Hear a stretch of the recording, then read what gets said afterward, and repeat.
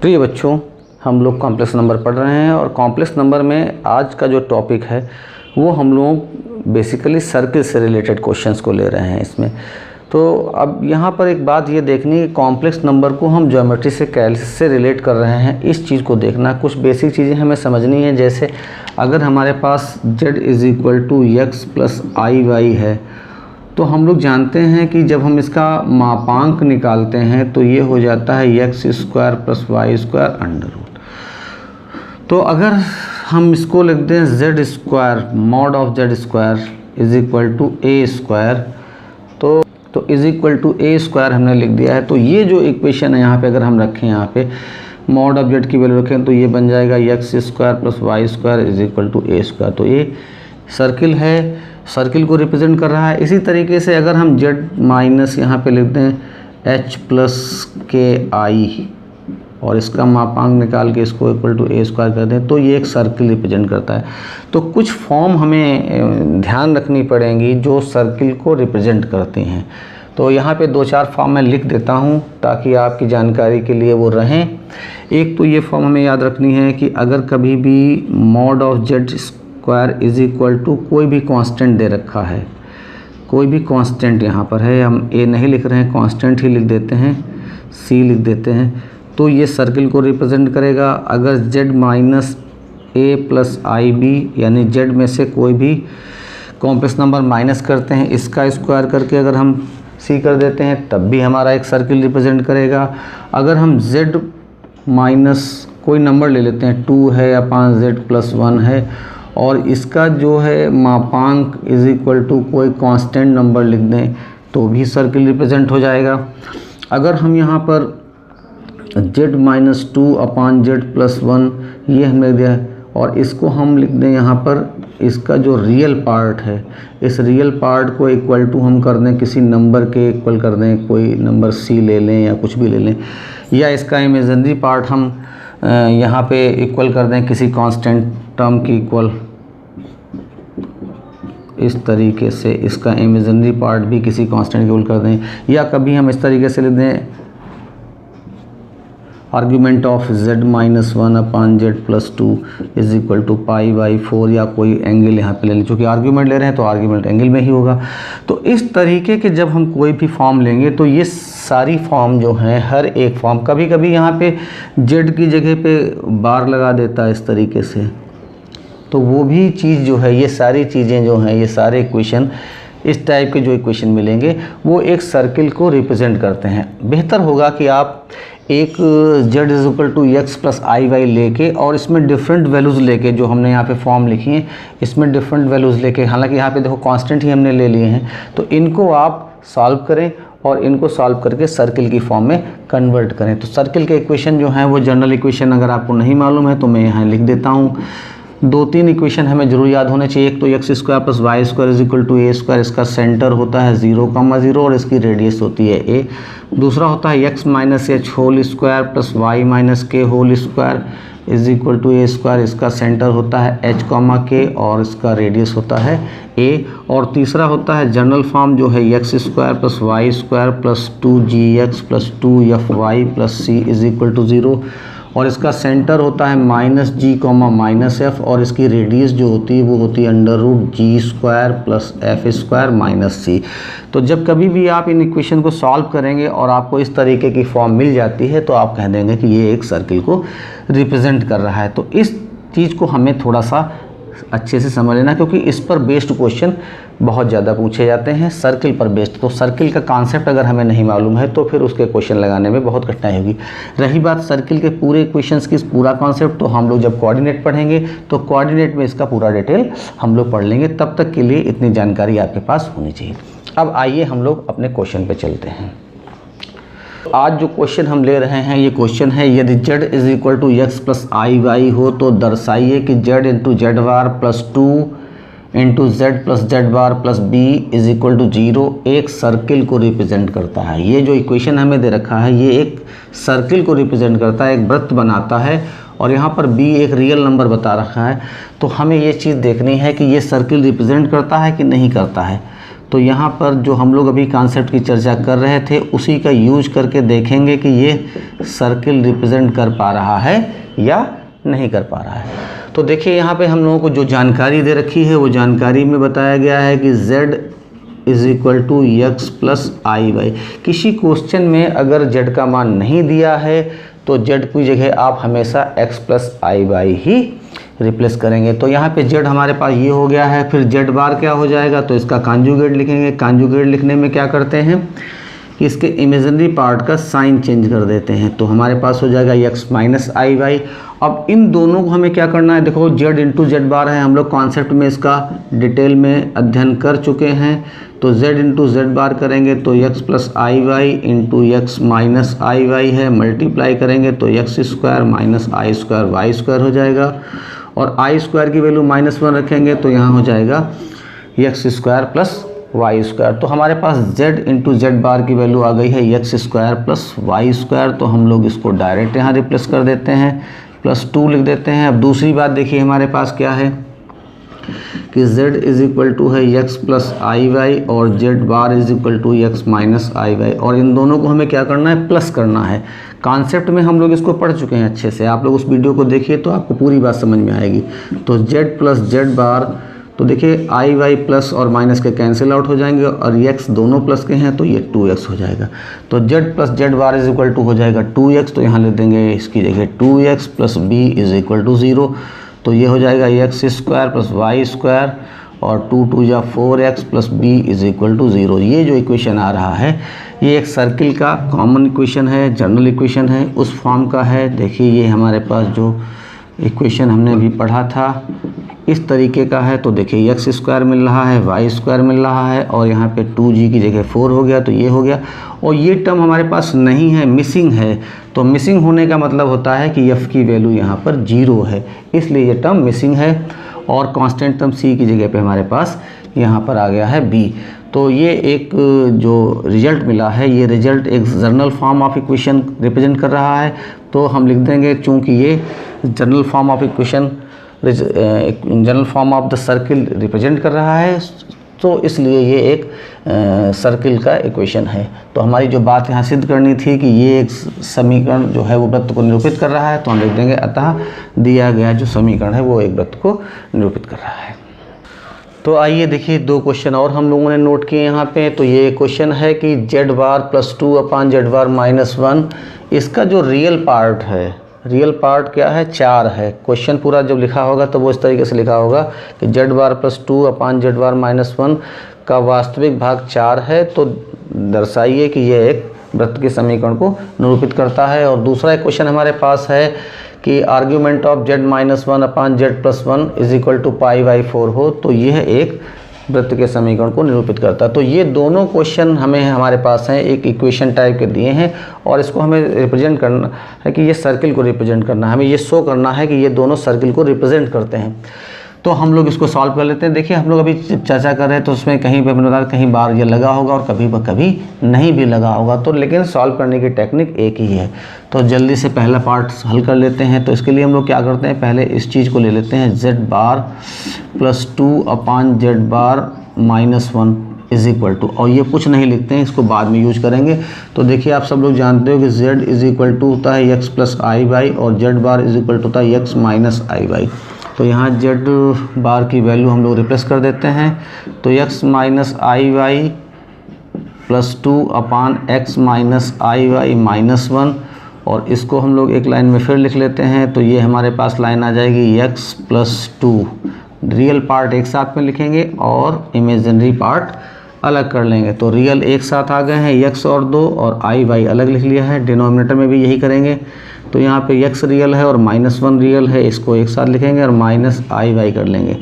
देखिए डिनोमिनेटर में जब कभी भी कॉम्प्लेक्स नंबर मिलता है तो हम इसके कॉन्जुगेट से मल्टीप्लाई करते हैं। तो हमारे पास x minus 1 minus i y है, इसका कॉन्जुगेट हो जाएगा x minus 1 plus i Y. मैं बार बार रिपीट करता हूँ कि कॉन्जुगेट किसी भी कॉम्प्लेक्स नंबर का कॉन्जुगेट निकालते हैं तो इमेजिनरी पार्ट का साइन चेंज कर देते हैं। तो आई वाई यहाँ माइनस का था, यहाँ प्लस का हो जाएगा, तो हमें यही हमारा हो जाएगा डिनोमिनेटर का कंजुगेट, और इन दोनों को हमें क्या करना है, मल्टीप्लाई करना पड़ेगा। तो देखिए x से हम इन सब नंबर्स को मल्टीप्लाई करते हैं, फिर 2 से करते हैं, फिर i से करते हैं। ये तो काम करेंगे न्यूमरेटर के लिए। तो x से हम x को मल्टीप्लाई करेंगे x स्क्वायर, x से -1 को करेंगे -x, x से i को करेंगे तो ये आ जाएगा प्लस ixy, फिर 2 से मल्टीप्लाई करेंगे तो आ जाएगा प्लस 2x, और फिर 2 से हम -1 को करेंगे तो -2 आ जाएगा, और फिर 2 से हम i को करेंगे तो आ जाएगा प्लस i2y, और फिर -i से मल्टीप्लाई करें तो -i से x को करेंगे तो आ जाएगा -ixy, -i से -1 को करेंगे तो ये माइनस माइनस प्लस i हो जाएगा, और -i से प्लस i को करेंगे तो ये माइनस प्लस माइनस हो जाएगा और i स्क्वायर y स्क्वायर हो जाएगा। ये हमारे पास आ गया। तो यहाँ लिखते समय थोड़ा सा हमने सावधानी बरती है कि रियल पार्ट्स को एक साथ में लिखा है और इमेजिनरी पार्ट्स को एक साथ में। यहाँ देखिए ये हमारे पास a माइनस बी और a प्लस बी है, तो इनको मल्टीप्लाई करेंगे तो आ जाएगा पहला term square minus i square y square. तो थोड़ा सा हल करके लिख देते हैं, x स्क्वायर माइनस, देखिए ये 2x प्लस का है और x माइनस का है तो यहाँ बचेगा प्लस का x, ये -2 लिख देते हैं, और i स्क्वायर की वैल्यू -1 होती है तो i स्क्वायर y स्क्वायर है तो ये -i स्क्वायर y स्क्वायर है, तो यहाँ माइनस वैल्यू रखेंगे 1 तो ये हो जाएगा प्लस y स्क्वायर। इसके बाद में हम लोग देखिए यहाँ पे ये है ixy प्लस का और ixy माइनस का है तो दोनों टर्म कैंसिल आउट हो जाएंगे। ये i2y है और iy दोनों प्लस के हैं तो ये प्लस का हो जाएगा i3y या 3iy भी आप लिख सकते हैं इसको। डिनोमिनेटर में आते हैं तो इसका करेंगे तो हम लोग आ जाएगा x square minus 2x plus 1, a minus b whole square का फॉर्मूला अप्लाई कर दिया है। i स्क्वायर की जगह -1 रखेंगे तो ये प्लस y स्क्वायर हो जाएगा, और एक लाइन और हम लोग लिख लेते हैं इसको तो यहाँ हो जाएगा x स्क्वायर। थोड़ा सा टर्म्स को रीअरेंज कर लेते हैं, x स्क्वायर फिर उसके बाद में plus y square plus x minus 2, ये रियल पार्ट्स को अरेंज कर लिया, और यहाँ पे लेते हैं i इंटू 3y। डिनोमिनेटर में जो लिखा है उसको भी थोड़ा सा रीअरेंज कर लेते हैं तो x square plus y square minus 2x plus 1, और यहाँ भी ये लिख देंगे x square plus y square minus 2x plus 1। तो देखेंगे आप ध्यान से तो आपको पता चल जाएगा कि ये हमारा रियल पार्ट हो गया है इस पूरे एक्सप्रेशन का, और ये वाला हमारा इमेजिनरी पार्ट हो गया है। अब आप सोच रहे होंगे ये कैसे पता चल गया कि यही रियल है, तो जो बिना आई के होता है वो रियल होता है और जिसके साथ आई लिखा होता है वो इमेजिनरी पार्ट होता है। तो हमने यहाँ लेफ्ट में लेके चले थे z बार प्लस 2 अपान z बार माइनस 1, तो इसको जब हमने सॉल्व किया तो ये हमारी a plus i b form आ गई। अब इस नंबर का हमें रियल पार्ट लेना है तो हम यहाँ लेते हैं real part of z bar plus 2 upon z bar minus 1। तो इसका रियल पार्ट हमें लिखना पड़ेगा, और ये रियल पार्ट किसके इक्वल है, 4 के इक्वल है। तो देखिए इस पार्ट जो हमने एक्सप्रेशन ये सॉल्व किया है इसका रियल पार्ट हमारे पास ये है, यानी real part of this is this number. तो हम यहाँ लिख सकते हैं x square plus y square plus x minus 2 अपान x square plus y square minus 2x plus 1। तो देखिए ये इसका रियल पार्ट हमें लिखना था तो हमने इसमें से ढूंढ के रियल पार्ट यहाँ लिख लिया इसका, और इज इक्वल टू हमारे पास 4 है तो हम 4 लिख देंगे, और अपान में कुछ नहीं तो अपान में इसके 1 लिख लेते हैं और क्रॉस मल्टीप्लिकेशन करते हैं। तो 4 से इसको पहले मल्टीप्लाई करेंगे तो ये हो जाएगा 4x square plus 4y square, 4 2 ज़ा 8x और 4 1 जा 4। तो ये हमारा मल्टीप्लिकेशन हो गया। अब इन दोनों को मल्टीप्लाई करेंगे तो हो जाएगा x square plus y square plus x minus 2। सारे टर्म्स को लेफ़्ट में ट्रांसपोज कर लेते हैं तो 4x square plus 4y square minus 8x plus 4 minus x square. In terms को जब लेफ़्ट में लाएंगे तो इनके साइन चेंज हो जाएंगे, यहाँ पे आ जाएगा माइनस x और प्लस 2 इज इक्वल टू 0। तो देखिए 4x स्क्वायर में से हम x स्क्वायर को माइनस करेंगे तो हमारे पास बचेगा 3x स्क्वायर, 4y स्क्वायर में से y स्क्वायर माइनस करेंगे तो प्लस 3y स्क्वायर, और ये माइनस का 8y है और यहाँ पे माइनस का x आ रहा है तो ये कितना हो जाएगा, माइनस का है तो ये माइनस के 9x हो जाएंगे, और 4 और 2 ऐड होके हो जाएगा प्लस 6 इज इक्वल टू 0। तो ये हमारे पास एक इक्वेशन आ गया है। और इस इक्वेशन में देखिए ख़ास बात ये है कि एक्स स्क्वायर और वाई स्क्वायर के कोफिशिएंट इक्वल होते हैं। तो ये एक बेसिक पहचान भी होती है कि अगर कोई भी सर्किल है तो उसमें एक्स स्क्वायर और वाई स्क्वायर के कोफिशिएंट इक्वल होते हैं। यहाँ इक्वल हैं तो हम इसी नंबर से इस पूरे इक्वेशन को डिवाइड कर देते हैं। तो जब हम डिवाइड करेंगे पूरे इक्वेशन को तो हमारे पास यहाँ आ जाएगा, यहीं लिख देते हैं पहले, एक्स स्क्वायर 3 से डिवाइड करेंगे तो x square plus y square, और यहाँ 3 से डिवाइड करेंगे तो 3 3 ज़ा 9 और यहाँ 3 2 ज़ा 0 को किसी भी नंबर से नॉन ज़ीरो नंबर से डिवाइड करते हैं तो रिज़ल्ट हमारा 0 ही रहता है। और इस तरीके से ये हमारे पास सर्किल आ गया। तो कई बार क्वेश्चन में कहता है कि ये सर्किल जो निकला है इसका सेंटर बताइए और इसकी रेडियस भी बताइए।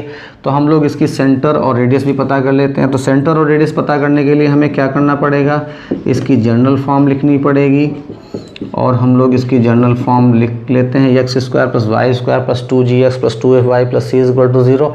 और इस इक्वेशन से हम लोग कंपेयर कर देते हैं। तो देखिए यहाँ x का कोफिशिएंट 2g है तो लिख लिया, और ऊपर जो इक्वेशन हमारा आया उसमें x का कोफिशिएंट -3 है तो 2g इज इक्वल टू -3 हो जाएगा। फिर यहाँ देखिए y का कोफिशिएंट 2f है और यहाँ पर y वाला टर्म मिसिंग है तो ये इक्वल टू 0 हो जाएगा।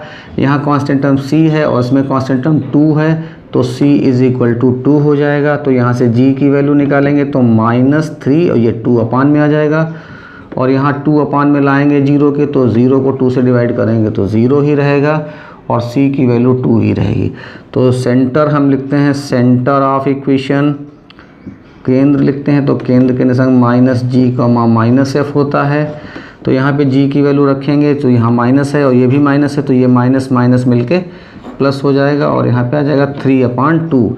f की वैल्यू 0 है तो 0 में प्लस माइनस लगाया नहीं जाता है। फिर दूसरा हमें इसकी रेडियस निकालनी है तो लिख देंगे radius of circle is equal to, formula होता है √g² plus f square minus c। यहाँ पे g की वैल्यू रख देंगे 3/2 वो भी माइनस का होल स्क्वायर प्लस f की वैल्यू 0 और माइनस c की वैल्यू है 2। तो इसे थोड़ा सा और हल कर देते हैं तो ये हो जाएगा 3 3 ज़ा 9 और 2 2 ज़ा 4 -2, यहाँ एलसीएम ले लेंगे तो 9 - 4 2 ज़ा 8/2 दैट इज़ 4 होना चाहिए, 4 और 1 का स्क्वायर रूट 1 और 4 का स्क्वायर रूट 2। तो ये यूनिट लिख देंगे इसके आगे।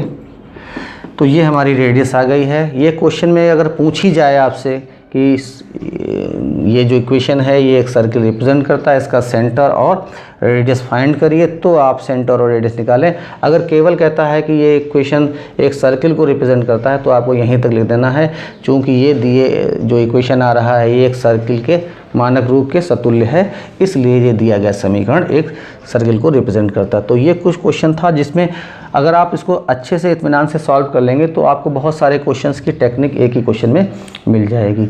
चलिए अगले क्वेश्चन की ओर चलते हैं। ये एक दूसरा क्वेश्चन भी जल्दी से टैकल कर लेते हैं। क्वेश्चन हमारे पास है argument of z-1/z+1 is equal to π/4। अगर आपको फार्मूले ना याद हों तो आप कॉन्सेप्ट में फिर पढ़ें। देखिए ये अगर हमारे पास दो नंबर हैं z1 और z2, तो जब हम इन दो नंबर्स को डिवाइड करते हैं तो डिवाइड करने पर इनका आर्ग्यूमेंट क्या होता है। तो देखिए ध्यान रखिए, अगर आपके पास दो नंबर हैं और आप उन दो नंबर को डिवाइड कर रहे हैं तो डिवाइड करने पर जो उनका मॉडुलस होता है वो मॉडुलस डिवाइड हो जाता है और आर्ग्यूमेंट जो होता है वो सब्ट्रैक्ट हो जाता है। तो argument of z1 minus argument of z2, ये फार्मूला लगता है यहाँ पर डिवाइड में, और इसी फार्मूले का हम यहाँ यूज कर सकते हैं। तो आर्ग्यूमेंट ऑफ z-1/z+1 है तो डिवाइड में है तो हम लोग क्या लिखेंगे, आर्ग्यूमेंट ऑफ न्यूमरेटर और minus argument of denominator is equal to हो जाएगा π/4। तो देखिए किसी भी नंबर का आर्ग्यूमेंट कैसे निकालते हैं। सपोज करिए हमें आर्ग्यूमेंट ऑफ z निकालना है तो इसका फार्मूला होता है tan इनवर्स y/x। तो कॉन्सेप्ट में आप पढ़ेंगे इसको, पिछले वीडियो में भी मैंने डिटेल से बताया था आपको कि ये क्या होता है। तो यहाँ पर हमें जब इसकी वैल्यू निकालनी है तो पहले हम लोग यहाँ एक चीज़ और बता देते हैं आपको, तो थोड़ी और आसानी हो जाएगी। z की वैल्यू क्या होती है, x + iy। तो जब फार्मूला हम लोग लिखते हैं तो ये जो इमेजिनरी पार्ट ऊपर आ जाता है और रियल पार्ट जो है वो नीचे आ जाता है। कॉम्प्लेक्स नंबर का इमेजिनरी पार्ट ऊपर जाएगा और जो रियल पार्ट है वो डिनोमिनेटर में। तो यहाँ पे z की वैल्यू रख देते हैं सबसे पहले। तो z होता है x plus i y minus 1 और यहाँ भी लिख देंगे x plus i y plus 1 और is equal to pi by 4। तो यहाँ पे एक बार हम लोग थोड़ा सा इसको रीअरेंज कर लेते हैं। ये हमारे पास रियल पार्ट एक साथ हो गया और इमेजिनरी पार्ट अलग हो गया। यहाँ पर भी x और 1 को एक साथ लिखेंगे क्योंकि ये रियल पार्ट है और इमेजिनरी पार्ट को अलग लिख लेंगे, is equal to pi by 4 कर लेंगे। अब देखिए जब इसका हमें आर्ग्यूमेंट लिखना है तो आर्ग्यूमेंट के लिए फार्मूला हम लोग पढ़ चुके हैं कि हमें यहाँ पर tan इनवर्स लिखना है और जो हमारे पास इमेजिनरी पार्ट है वो ऊपर लिखेंगे और रियल पार्ट को नीचे लिख देंगे। माइनस यहाँ पर भी लिख देते हैं tan इनवर्स इमेजिनरी पार्ट ऊपर और रियल पार्ट नीचे is equal to pi by 4। देखिए अगर आपने ये फार्मूला इन्वर्स का नहीं पढ़ा है, क्योंकि इन्वर्स वाला जो है वो इंटर में कोर्स में है, सेकेंड ईयर में आएगा आपके साथ, तो यहाँ पे इसका फार्मूला मैं जानकारी के लिए आपको बता देता हूँ कि tan inverse x minus tan inverse y अगर हो तो ये इज इक्वल टू होता है tan inverse x minus y upon 1 plus x Y. इसका डेरिवेशन हम लोग अगले साल पढ़ेंगे। तो यहाँ पर हमारे पास x की जगह पे ये टर्म है और y की जगह पे दूसरा टर्म है, तो यहाँ पे हम लोग फार्मूला अप्लाई कर देंगे tan inverse y upon x minus 1 minus y upon x plus 1 divided by 1 plus y upon x minus 1 into y upon x plus 1। ये हमारे पास आ गया tan inverse x minus y upon 1 plus x y is equal to pi by 4। अब देखिए ये tan inverse है, इसको हम राइट साइड में ट्रांसपोज करेंगे तो ये tan बन जाएगा। तो यहाँ पर हम लोग क्या करते हैं, एलसीएम ले लेते हैं न्यूमरेटर में। तो न्यूमरेटर में हमारा एलसीएम हो जाएगा x minus 1 into x plus 1। तो x माइनस प्लस 1 की y से गुणा होगी तो ये हो जाएगा एक्स वाई प्लस वाई, और माइनस y की गुणा इन दोनों से होगी तो आ जाएगा minus x y plus y. ये माइनस माइनस प्लस हो जाएगा। ये आ गया है हमारा न्यूमरेटर। और डिनोमिनेटर में क्या करना है हमें, तो मल्टीप्लाई कर लेना है पहले। तो y को y से मल्टीप्लाई करेंगे तो वाई स्क्वायर, और इन दोनों को मल्टीप्लाई करेंगे तो ये हमारे पास वर्गांतर लग जाएगा एक्स स्क्वायर माइनस 1 स्क्वायर हो जाएगा, और 1 का स्क्वायर 1 होता है तो हम यहाँ 1 ही लिख देते हैं। इज इक्वल टू इस tan को दूसरी तरफ ट्रांसपोज करेंगे तो यहाँ आ जाएगा tan पाई बाई 4।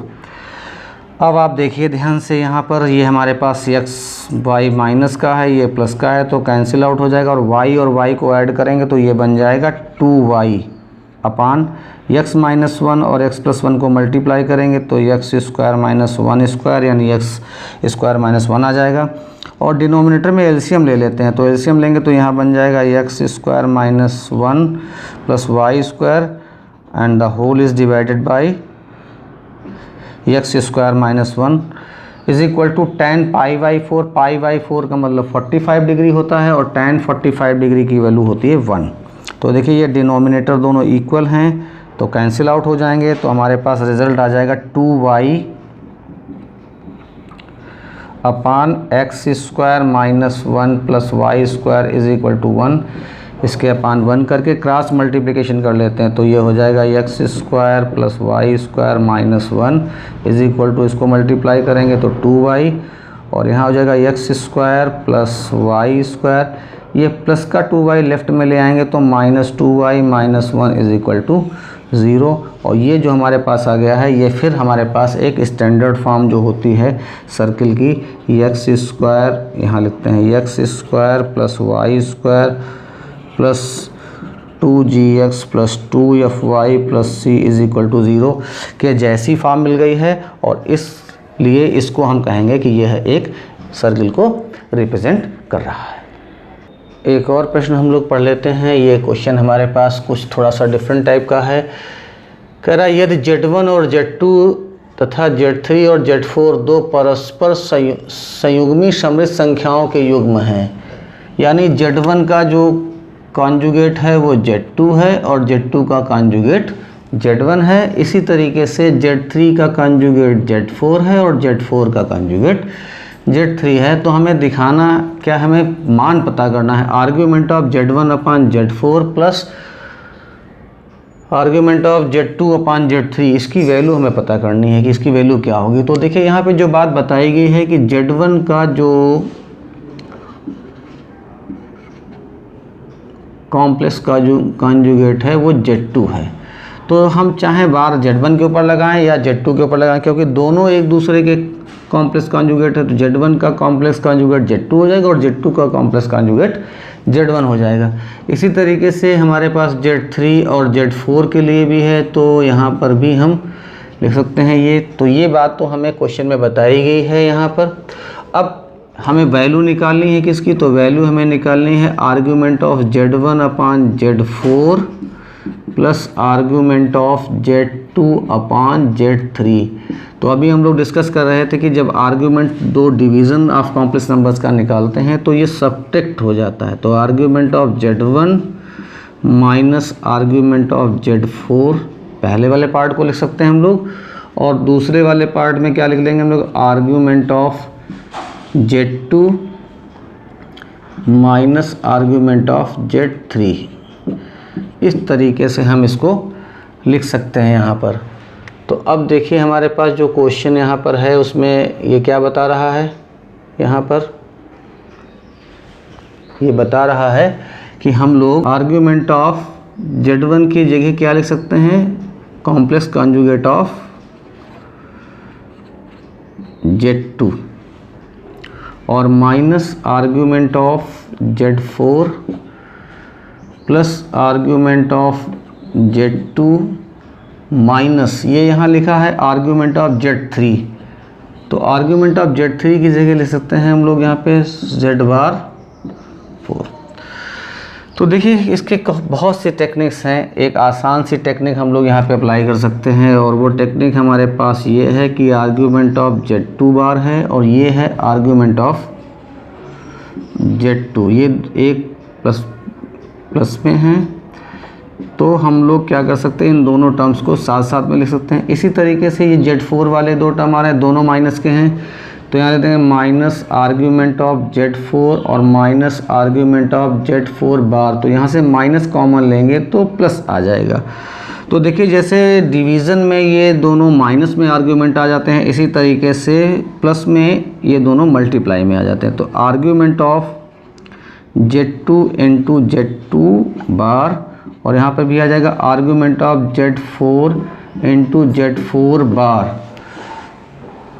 तो देखिए एक बात हमें ध्यान ये रखनी है कि अगर हमारे पास एक number Z is equal to x plus i y है तो Z bar is equal to हो जाता है x माइनस आई वाई, और जब इन दोनों को हम मल्टीप्लाई करते हैं तो ये हमारे पास बन जाता है x square plus y square.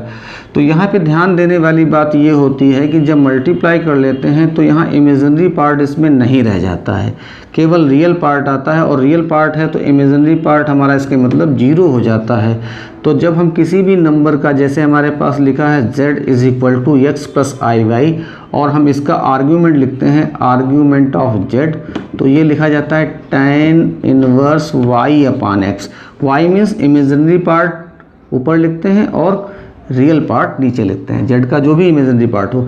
तो जब हम इस पूरे नंबर का यहाँ पर आर्ग्यूमेंट निकालेंगे तो argument of z into z bar is equal to हो जाएगा tan इनवर्स 0, ये तो हो गया इमेजिनरी पार्ट, और रियल पार्ट है upon x square plus y square.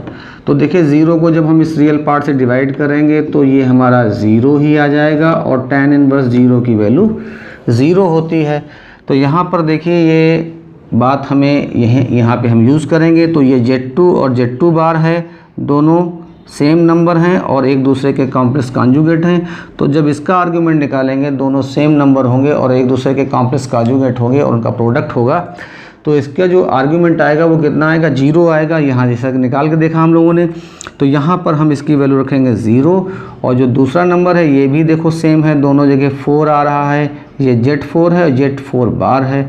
तो दोनों नंबर एक दूसरे के कॉम्प्लेक्स कॉन्जुगेट हैं, और इसका जब हम आर्ग्यूमेंट निकालेंगे तो इसकी वैल्यू भी हमारे पास जीरो आ जाएगी और जीरो में से जीरो माइनस करते हैं तो रिज़ल्ट हमारे पास फिर से एक बार जीरो आ जाता है। तो ये कुछ एक क्वेश्चन हम लगा रहे थे और इस क्वेश्चन के बाद में अब हम लोग इसको यहीं पे वाइंड अप करते हैं क्योंकि अब टाइम ज़्यादा हो रहा है और फिर हम लोग अब अगले वीडियो में अगले टॉपिक के साथ मिलेंगे।